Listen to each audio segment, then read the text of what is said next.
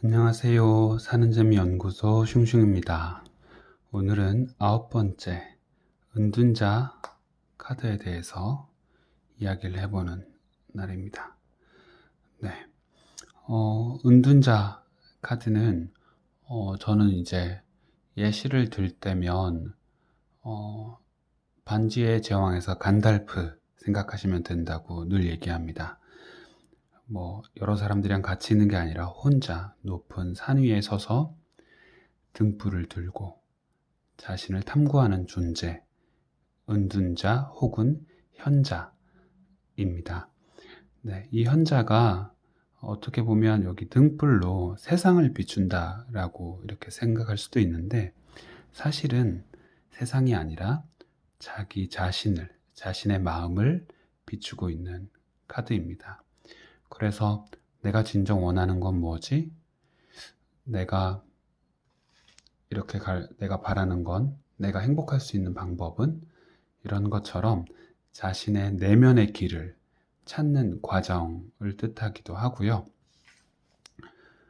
그래서 은둔자 카드는 한편으로는 외롭고 쓸쓸한 카드이기도 합니다. 이제 그런 것들은 누가 답을 줄 수 있는 것들이 아니잖아요.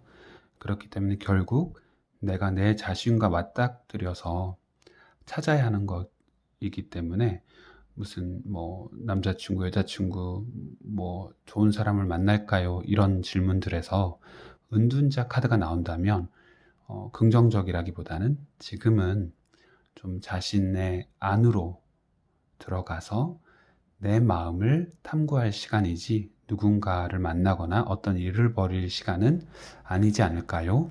이런 얘기들을 하게 됩니다. 네, 은둔자 카드에 대해서도 이제 다른 면에서 보는 이제 뉴비전 카드를 보면, 네, 은둔자 카드의 뒤에서 접근하고 있는 이 뱀을 주목하시면 됩니다.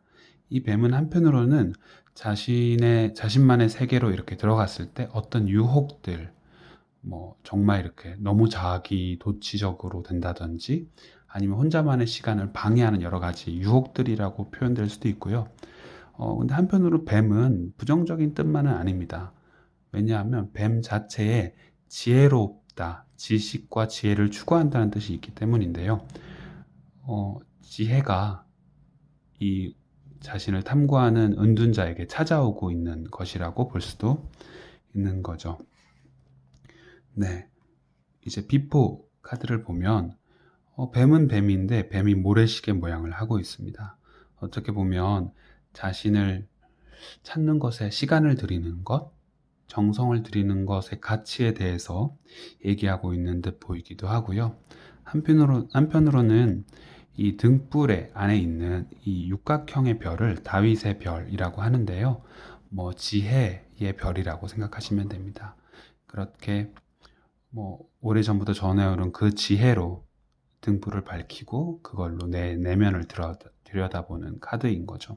이제 그런 준비를 하고 있는 것이 비보 카드이고요. 한편으로는 애프터 타로 카드에서 그렇게 자신을 이렇게 내려다본 결과 이게 유혹이든 혹은 지혜든 반대편에 내 자신에 대해서 깨달음의 뜻으로 뱀을 쥐고 있고요. 그리고 자신에 대해서 이해하고 단단해진 사람 곁에는 이렇게 든든한 동반자, 친구, 도반이 있기 마련입니다. 걔는 늘 이제 믿음직한 어떤 존재들, 주위 사람들을 뜻하기 마련인데, 이 개도 보면 아주 충직하고 믿음직스럽게 생겼습니다. 네, 지금까지 은둔자 카드를 살펴봤고요. 이어서 이제 10번째 카드인 운명의 수레바퀴 카드도 보도록 하겠습니다. 네, 이 타로 카드는 참 어려운 카드입니다. 여러 가지 상징들, 이런 연금술의 기호들 이 잔뜩 써 있기도 하고 히브리어까지 심지어 써 있고요. 그리고 이제 이 여러 가지 형상들이 하나하나가 되게 큼직한 어떤 신화적, 성경적 의미들을 가지고 있어서 그렇습니다. 하지만 지금은 조금 이 카드를 단순하게 보려고 합니다. 이 카드를 운명의 수레바퀴라고도 하고 행운의 수레바퀴라고도 하는데, 지금은 수레바퀴 자체에 초점을 맞추겠습니다. 인생은 수레바퀴입니다. 무슨 뜻이냐면 돌고 돕니다. 어떤 것들이 자꾸 반복되는 것들을 뜻하고요.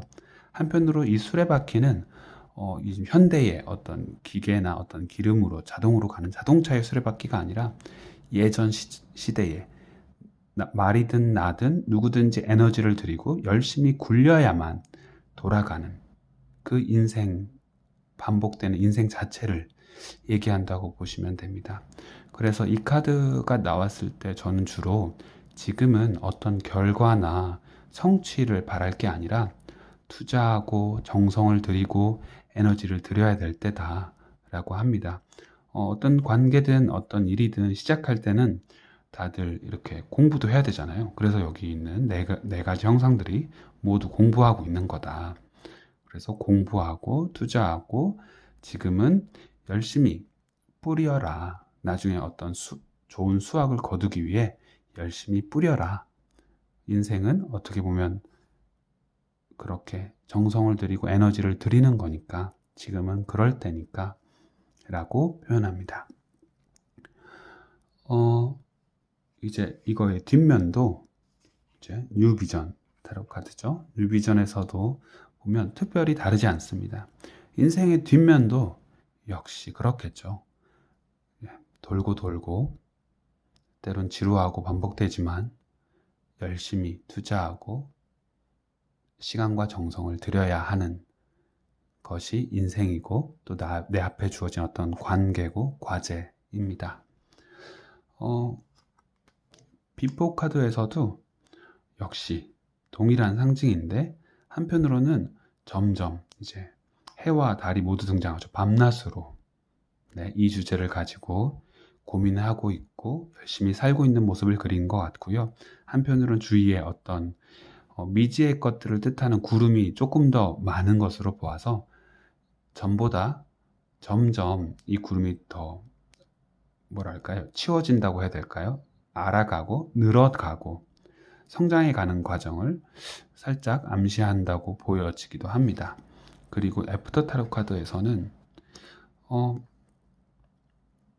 조금 독특한 게 이 타로 카드 이 원 둘레에 있는 여러 가지 상징들 중에 뱀이 원숭이로 바뀌어 있는 걸 이제 느끼실 수 있을 겁니다.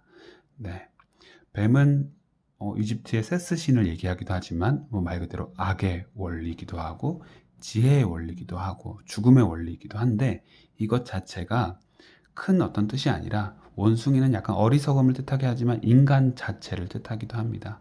그렇게 인간적인 모습으로 인간의 삶 자체를 그냥 열심히 살고 같은 실수를 반복한다 하더라도 그 과정을 통해서 성장하는 그런 운명의 수레바퀴를 도는 인간의 삶에 대한 이야기를 하고 있습니다.